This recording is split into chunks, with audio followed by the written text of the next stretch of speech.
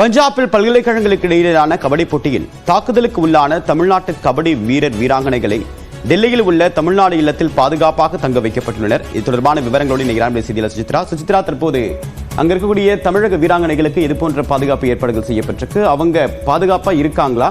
என்ன நடந்தது? அவங்களுக்கு என்னென்ன வசதி உடனடியாக செய்யப்பட்டிருக்கு? பஞ்சாப் மாநிலத்தில் கடந்த 22ஆம் தேதி தொடங்கி 5 நாட்கள் அகில இந்திய கபடி போட்டி என்பது பல்கலைக்கழகங்களுக்கு இடையான அந்த கபடி போட்டி நடைபெற்று வந்தது.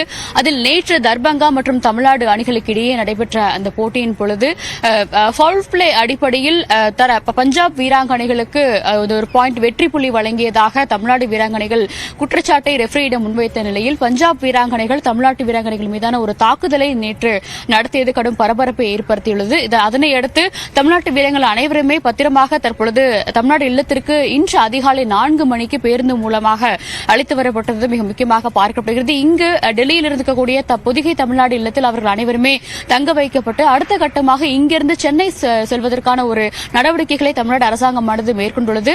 அந்த 22 மாணவர்கள் மற்றும் அவர்களுக்கான பயிற்சியாளர்கள் மற்றும் ஆசிரியர்கள் அனைவருக்குமே இங்கு தங்குமிடம், உணவு உள்ளிட்ட அனைத்து வசதிகளையுமே தமிழ்நாடு அரசாங்கமானது ஏற்பாடு செய்யப்பட்டுள்ளதை மிக முக்கியமாக பார்க்க வேண்டும். இன்னும் சற்று நேரத்தில் டெல்லியினுடைய அந்த தமிழ்நாடு இல்ல ஆணையர் சின்னத்துரை, ஆஷிஷ் சர்மா உள்ளிட்டோருடன் ஒரு ஆலோசனை கூட்டம் என்பது ஆசிரியர்கள் மற்றும் வீராங்கனைகளோடு நடைபெற்று அதன் பிறகு அடுத்த கட்டமாக அவர்களுக்கு இன்று மாலை அல்லது நாளை காலை சென்னை செல்வதற்கான ரயில் புக் செய்து தரப்படும் என்ற ஒரு உறுதியை தற்பொழுது தமிழக அரசாங்கமானது வழங்கியிருக்கிறது. மிக முக்கியமாக இன்று அதிகாலை 4 மணிக்கு அந்த மாணவிகள் அனைவருமே பேருந்து மூலமாக டெல்லிக்கு அழைத்து வரப்பட்டிருக்கிறார்கள்.